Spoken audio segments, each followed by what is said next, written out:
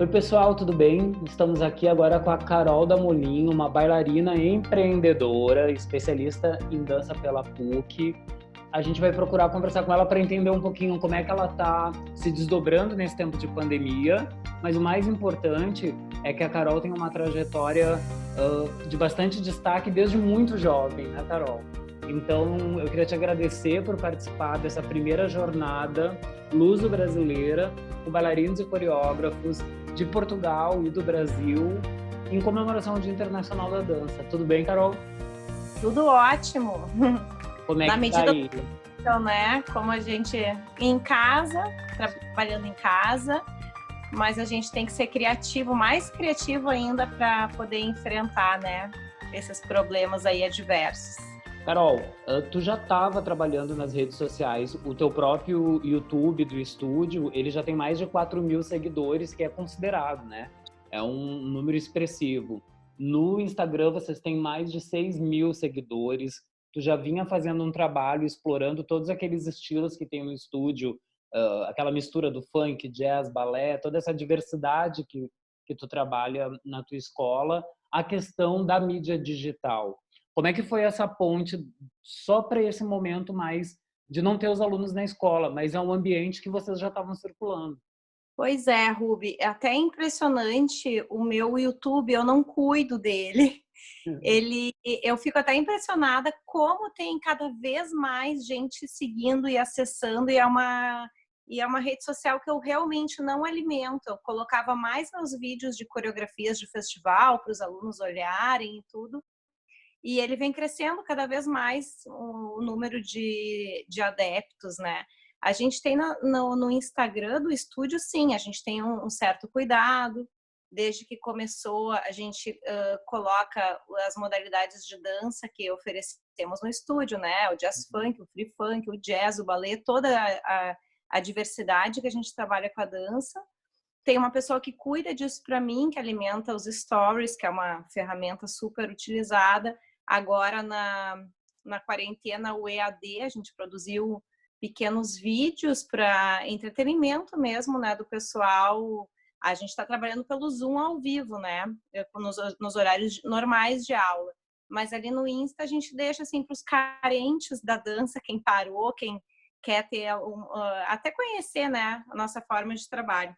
Então, mas foi muito difícil. Parece que a gente estava bastante interagindo bastante com rede social, mas sair do ambiente físico para o ambiente virtual total foi muito difícil.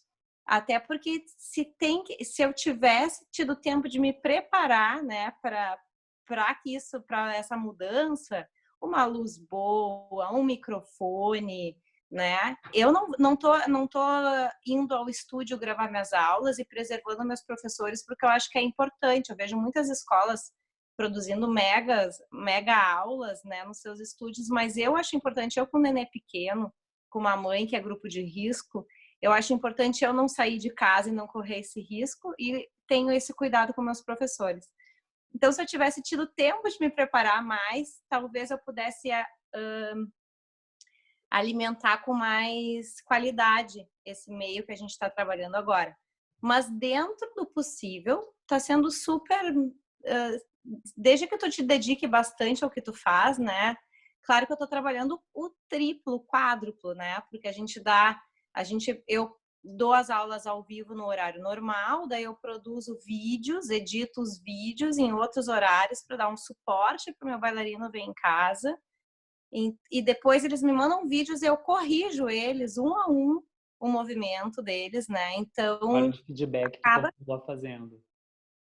Então é um trabalho imenso, que não é imensurável a quantidade de trabalho a mais que eu tô tendo. Mas eu acho importante para a gente continuar cativando o aluno, né? Sim, tu falou no teu filho, é o Thomas, né? É o Thomas, aham.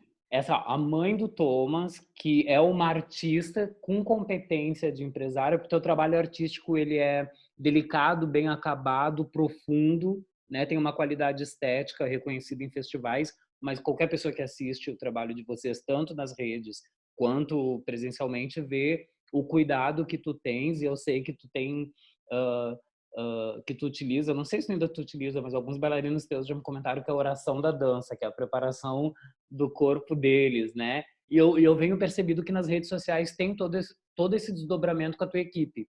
Eu vi um vídeo da Jade, que ela vai trabalhar ali as questões da meia ponta, de massajar o pé, conversando com o espectador, dizendo para ele tomar cuidado do pé dele, que está adormecido em casa, frio.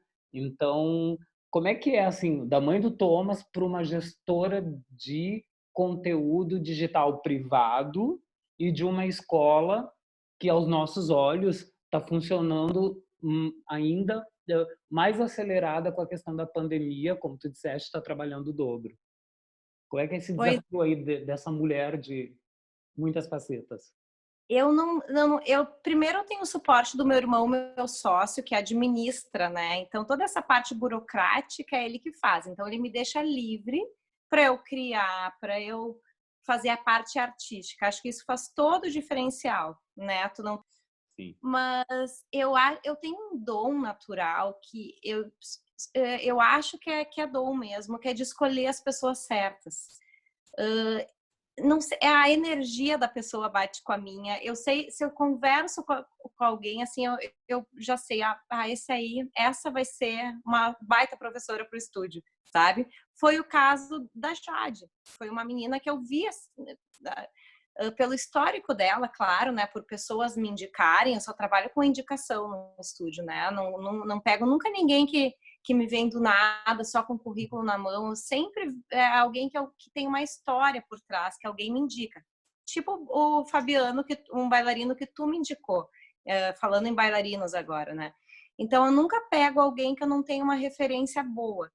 E mesmo assim, precisa ter aquela empatia, eu bater o olho e dizer, ó, esse aqui tem a cara do Carola Molim Estúdio de Dança. E aí eles vestem a camisa. Claro que eu dou uma supervisão por trás, eu oriento, a gente tem diretrizes que a gente quer seguir, eles sabem bem direitinho isso. E eu acho que se torna uma coisa natural, não é uma coisa massacrante que eu tenha que dizer, ó, as regras aqui são essas, vocês têm que fazer de tal jeito. Eu tenho a minha metodologia de jazz? Tenho. Com certeza não vai se aplicar numa aula de free funk, é completamente diferente a modalidade. Uhum. Mas eles aceitam essa minha ideologia para dança e tentam padronizar dentro das suas modalidades o que eu faço com o jazz, né? E com o ballet, que já é todo sistematizado, né? Dessa impulsionadora de talentos, que eu percebo que tu tens feito esse trabalho de impulsionar talentos, essa nova geração da dança que tu sente, né, que tu te conecta com eles, com uma gestão compartilhada com o irmão, mas que cuida da parte administrativa, me parece, e tu pode me corrigir ou discordar, que tu deixa o teu lado intuitivo tomar conta dessa liderança. Com certeza, com certeza.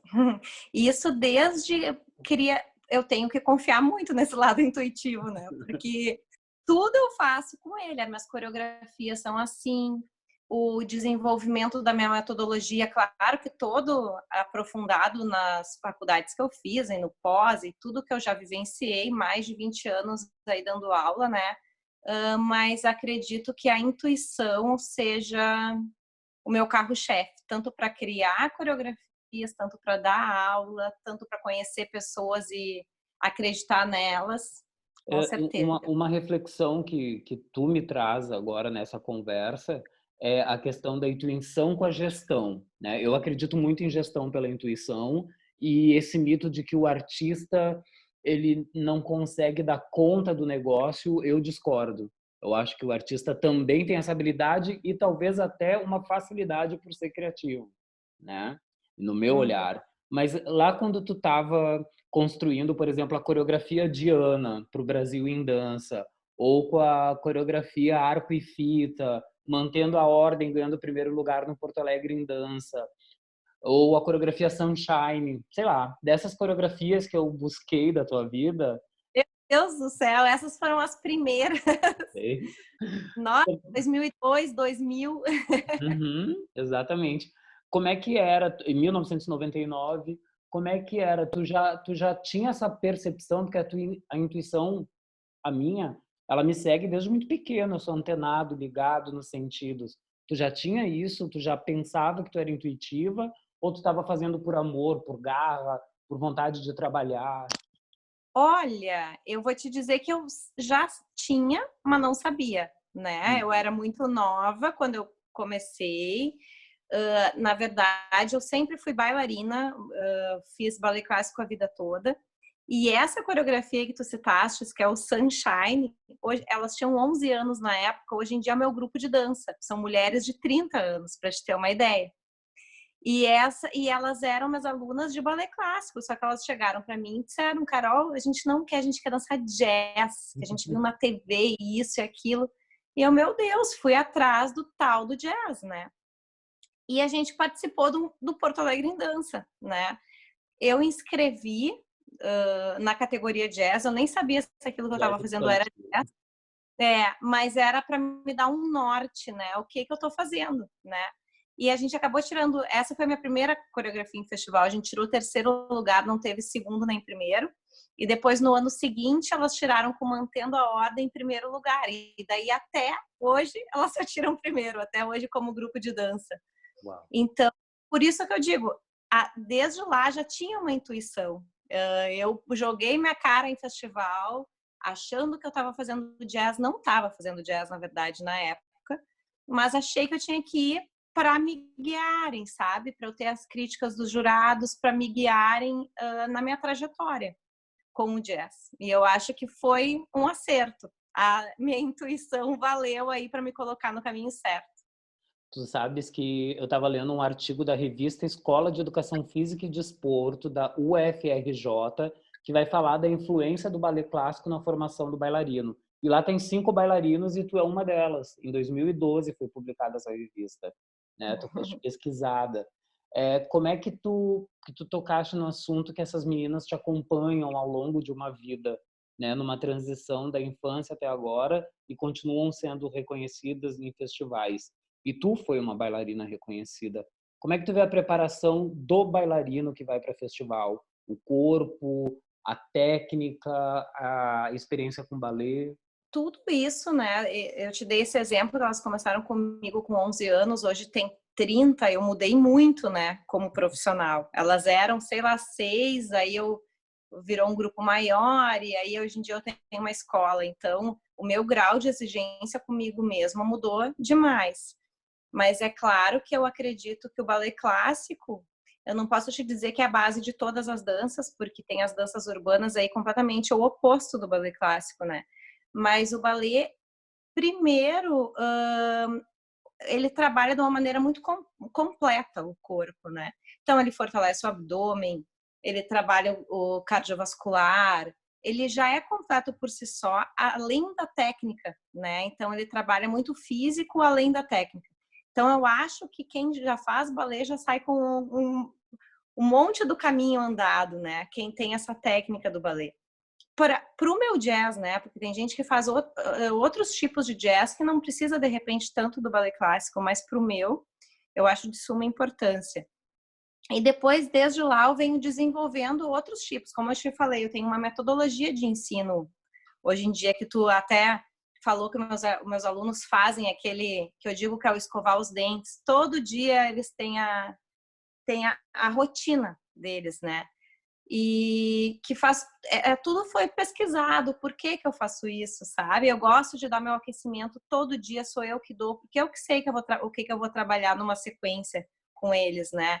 Então, eu vejo muita coisa por aí, gente dando, sei lá, alongando o quadríceps do bailarino, aquecendo bem as pernas, mas dá uma sequência toda de chão em cima dos braços, Sim. entende? Então, essa parte toda que a educação física me trouxe, né? E me fez fazer essa metodologia construída em cima do corporal, do físico, acho que fez a diferença. E eles, percebendo isso, confiam no meu trabalho e continuam comigo até hoje. Um pouquinho antes disso, a Carol pequena, como é que a dança te toca ou como é que tu percebe a dança? Como é que tu é iniciada na dança? Como é que eu comecei? É? A minha irmã tem 10 anos a mais que eu. A gente morava em Passo Fundo. E eu a minha mãe colocou ela no balé e me colocou também com 3 anos, né? E aí eu vim para Porto Alegre, eu gostava, né? Eu me lembro que as minhas coleguinhas assim faziam comigo e saíam e eu continuava, mas por persistência da minha mãe também, né? Eu me lembro muitas vezes não querer ir no balé porque eu queria ver um desenho da Xuxa, que era bem naquele horário, e a minha mãe dizia: "Não, tu tem que ir, tu tem que ir, tu tem que ir". Então essa coisa da disciplina em casa fez que eu seguisse. E eu nunca imaginei que eu fosse para esse lado da dança profissionalmente, né? Mas eu tinha essa veia artística bem forte, tanto que eu quis fazer publicidade, quase me formei em publicidade e propaganda, né? Achei que eu ia para esse lado da criação. Mas eu caí dentro de uma sala de aula e gostei daquilo de dar aula e me apaixonei e aí mudei tudo, mas eu comecei como bailarina de balé mesmo, fui até os 18 anos só fazendo balé clássico, namorando jazz através de filmes, Flashdance, amava, abertura de novela, sempre espiando jazz, Xuxa, sabia todas as coreografias da Xuxa, então sempre namorando jazz, mas fazendo balé. E hoje em dia continua assim, eu adoro todas as coreografias que tem por aí de jazz, mas para fazer aula eu ainda gosto do balé clássico mais ainda. Interessante. Como é que tu define o teu jazz, teu processo até chegar no palco? Como é que tu define ele? O meu estilo de jazz, quer dizer? Exatamente. Assim, ó, tu sabe bem que o jazz tem várias vertentes, né? Eu me identifico mais com a vertente contemporânea hoje em dia, então eu digo para minhas alunas que são os movimentos estranhos aí que eu dei para o meu jazz, mas elas fazem aula de jazz dance mesmo. Então, em sala de aula, nessa minha rotina, elas praticam jazz mesmo, jazz dance, bastante rebolado, bastante movimentos enérgicos, jogadas de perna, swing. Então, acho que isso faz o jazz ficar vivo nelas em qualquer estilo de dança que elas tenham, né? Uma boa aula de jazz embasada, se for um jazz lírico ou um jazz contemporâneo, vai ter o jazz vivo ali sempre, né? Porque é na característica corporal delas, elas têm o jazz. Respondendo, eu sou mais contemporânea, com certeza, sem sombra de dúvida. Sim, alguns trabalhos teus que eu assisto no YouTube, principalmente, eu percebo que as tuas aulas têm a questão dos ritmos quente, tem uma mistura de ritmos bem dos tempos de hoje, que a gurizada gosta, as trilhas que tu escolhe são muito bem definidas ali, não só para o público jovem, porque eu vejo que tem adultos também fazendo as aulas, e daí quando eu vou assistir algum espetáculo teu, tem coisas muito profundas, muito singelas, que tocam lá dentro da alma. Como é que tu transita na escolha da trilha sonora, por exemplo? É bem como tu falaste, eu escolho. Para mim, tem propósitos diferentes. Coreografia para palco tem um propósito, sequências de sala de aula é outro. Então, tomando referência aí, como tu falou, elas adoram funk hoje em dia, adoram, né? Tem um ritmo bom de se trabalhar, então eu faço sequências para aula de deslocamento, sequência de centro, sequência de abdominal, tudo com as músicas que elas gostam e me inspiram, né? Tem que ter uma coisa que me inspire também. Claro. Mas para palco, com certeza é outro estilo, né? Aí vem uma trilha muito mais pesquisada, dependendo do tema que eu quero passar, dependendo da ideia que eu quero passar, é completamente diferente. Então, as minhas aulas, assim, eu tenho no estúdio turmas que só fazem aula por diversão, turmas que vão para o espetáculo do fim do ano, ou seja, tem um compromisso no fim do ano que é o espetáculo, mas passam o ano inteiro trabalhando, e turmas que querem competir, que vão ensaiar mais, que vão ter mais horas de aula e que acompanham toda essa trajetória aí de loucura, de trilhas malucas que elas falam também, né? Mas sempre todas trabalhando toda a minha metodologia. As minhas aulas sempre seguem a mesma premissa, né? Com todas as turmas.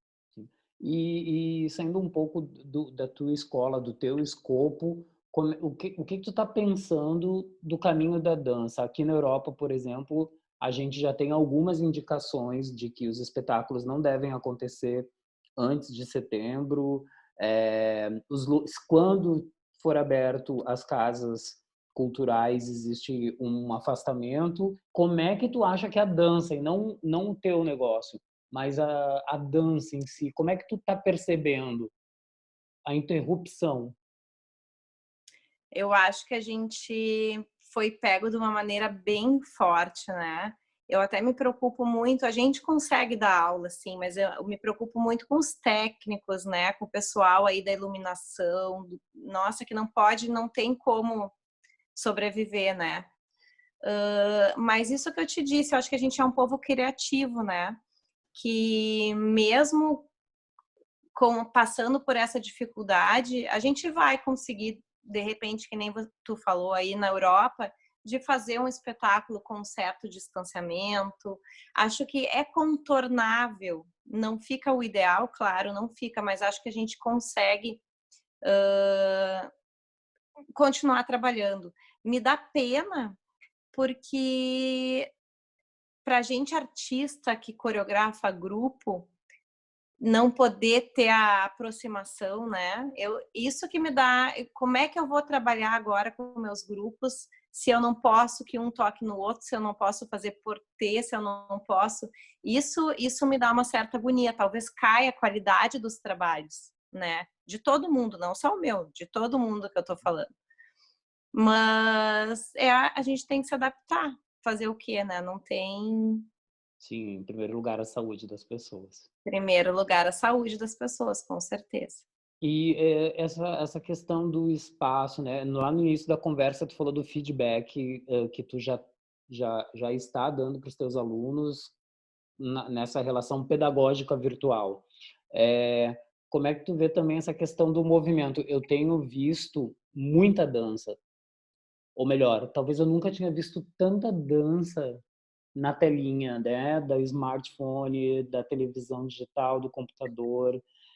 O movimento ele é diferente e tem de tudo, tem popular, tem, enfim, tem de tudo.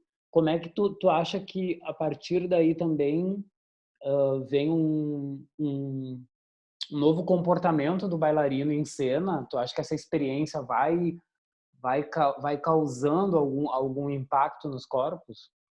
Eu acho que com certeza, um, dois, três, muitos impactos, porque o simples fato deles, o dia que forem para a sala de aula, o valor que vão dar para aquele espaço, para aquele chão, para o professor estando ali cuidando, sabe? Acho que isso vai trazer um novo gás, assim. Acho que não vai importar tanto o que eu tinha falado antes da composição coreográfica ser uma coisa tão brilhante.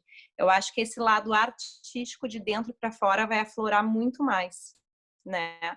Eu espero, né, que alguma coisa muito boa venha daí, que as pessoas deem mais valor, né? Eu acho que vai acontecer isso, porque eu estava falando com meus bailarinos hoje, mandei uns vídeos para eles que na Europa, os Estados Unidos, a gente vê os vídeos dos bailarinos fazendo aula em casa, que nem a gente aqui, só que eles têm um pedacinho de linóleo no chão, eles têm espaço, eu não sei o que acontece aí, que se tem mais espaço. Aqui a gente fica, eu dou um giro, eu bato na parede, eu não posso levantar uma perna, sabe? O chão escorrega ou tranca, então tá sendo difícil a nossa realidade aqui. Então a gente marca muito os movimentos, né? A gente diz, imaginem quando a gente tiver espaço que a gente vai conseguir fazer isso.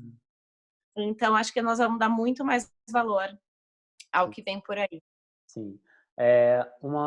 Para finalizando, assim, tem uma questão, a tua atuação é bem na iniciativa privada, mas eu conheço histórias de vida, como tu falaste algumas vezes, na nossa entrevista, de pessoas que vieram de Alvorada, da Matias Velho, da periferia, e então a tua área de responsabilidade social, né? Eu até procurei no teu site, enfim, e percebi que tu me lembra muito umas irmãs que eu conheço. Tu não precisa dizer o que tu faz publicamente de responsabilidade social, mas eu sei da diretriz de responsabilidade social que tu tem inserindo esses talentos com bolsas de estudo, alguns jovens da periferia. Eu conheço famílias que estão no teu estúdio com os filhos e que se sensibilizam em acolher junto, né, fazendo todos iguais ali todos diferentes, mas com tratamento social igual. Por que tu faz isso? Eu conheço muita escola de dança. Eu conheço mais de uma mão cheia das tuas histórias. Uhum. Pois é, isso também vem do que a gente estava falando sobre intuição.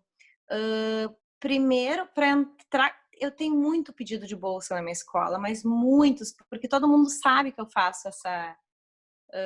Eu não divulgo, né? Mas todo mundo sabe que eu tenho bolsistas e faço um trabalho legal com eles.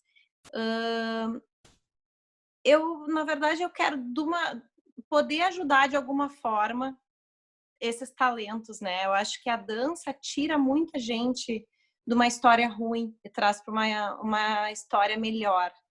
Claro que é muito difícil eles conseguirem ir até o estúdio, geralmente eles moram na periferia. A gente tem famílias que ajudam por conta, porque gostam da história, daí às vezes auxiliam com o transporte, às vezes auxiliam com figurino, isso faz toda a diferença para os bailarinos.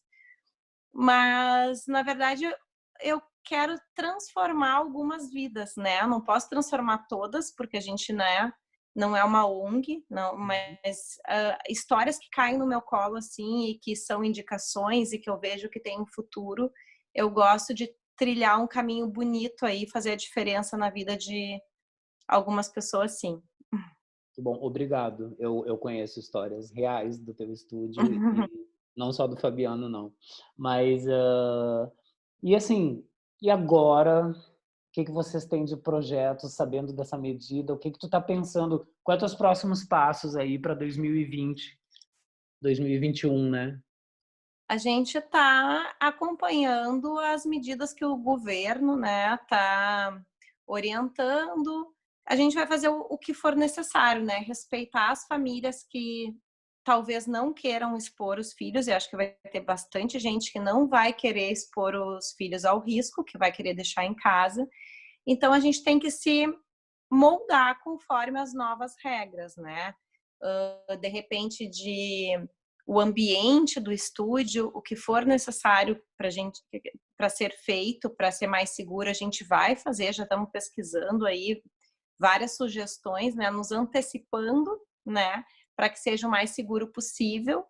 E mesmo assim oferecendo as aulas online para quem não se sente ainda confortável de sair de casa e se expor. Então, a gente está aguardando para ver o que a gente vai fazer, né? Nossa agenda era o espetáculo do final do ano, teria os festivais, mas não se sabe se a gente vai adiar isso, se a gente vai tomar uma postura do espetáculo, como tu falaste aí, seguindo um certo distanciamento entre as pessoas. Então, estamos aguardando, esperando de maneira mais criativa possível tentar seguir com o nosso trabalho, porque o meu medo era cair a qualidade do trabalho, né? E eu acho que isso não, a gente está tendo pontos muito positivos, um retorno muito legal dos alunos, dizendo que está sendo bom, que estão conseguindo aprender e evoluir igual. E então, o mais importante está sendo mantido. Agora vamos nos preocupar aí o que vem pela frente. Olha só, ontem foi o dia, amanhã aqui no YouTube é o Dia Internacional da Dança. O que tu tens de mensagem aí para quem quer seguir um caminho semelhante ao teu, tem você como referência, mas que quer dançar, que quer trabalhar com dança? Qual o estímulo, qual é a tua mensagem para essas pessoas que querem trabalhar com dança e seguir na dança ou querem dançar apenas? Eu acho que em qualquer papel que tu for te posicionar na dança, bastante embasamento. Tu tem que estudar bastante para qualquer coisa que tu for ser. Se você quer ser bailarino, fazer muita aula, chegar do lado das pessoas certas, que vão te dar um bom caminho, um bom norte, uma boa diretriz. Se tu quer trabalhar com dança, tu saber o que tu tá fazendo, né? Fazer bons cursos. Acho sim que tem que fazer uma faculdade. Eu sou a favor. Eu não era antigamente, mas depois que eu fiz a faculdade, eu fiz de educação física, não fiz de dança. Eu vi como é importante tu ter um conhecimento do corpo humano e tudo que a gente trabalha nele, né? Então, eu acho que estudar é a palavra certa. E estar do lado de pessoas que te levem para frente também. E para encerrar, uma dica de um filme de dança que tu pode sugerir para as pessoas assistirem que te tocou, que tu acredita, que tu acha que a narrativa é interessante? Olha, um filme de dança. Eu vou dizer filmes assim que não são profundos, não é uma narrativa profunda, mas filmes que fizeram diferença na minha vida como bailarina, que foi o Flashdance. Eu não posso deixar de citar o Flashdance para quem é do jazz, né? Então é um filme bobinho, né, na sua história, mas que dá aquela vontade de dançar um jazz, dá. Ele vai ser o campeão. Das 5 entrevistadas, ele ganhou a segunda indicação. Ele vai ser o campeão da jornada, porque ele é um filme que tem a explosão e também tem um recuo para dentro. E tem o Sob a Luz da Fama, que é legal de ver nessa quarentena, né, de indicar aí para os bailarinos. Bem legal. Então, Carol, queria te agradecer, que vocês fiquem bem aí em Porto Alegre, no Rio Grande do Sul, no Brasil, torcendo que essas estatísticas diminuem, né, que não aconteça nada. Um abraço para esse teu lado materno, que eu vejo que tu é uma mãe super coruja. Eu admiro muito essa capacidade das pessoas de realizarem a vida humana por completo, família, trabalho, profissão, e te agradecer por ter disponibilizado uma hora tua para a gente poder conversar sobre dança na semana da comemoração do Dia Internacional da Dança. Eu que te agradeço, Ruby. Tô sempre aqui para quando tu precisares, né? Como tu já disse, a gente já cruzou aí várias vezes e um lava a mão do outro e a gente tá junto. Tá bom. Fica bem. Muito obrigado. Um abração. Te agradeço. Um beijão.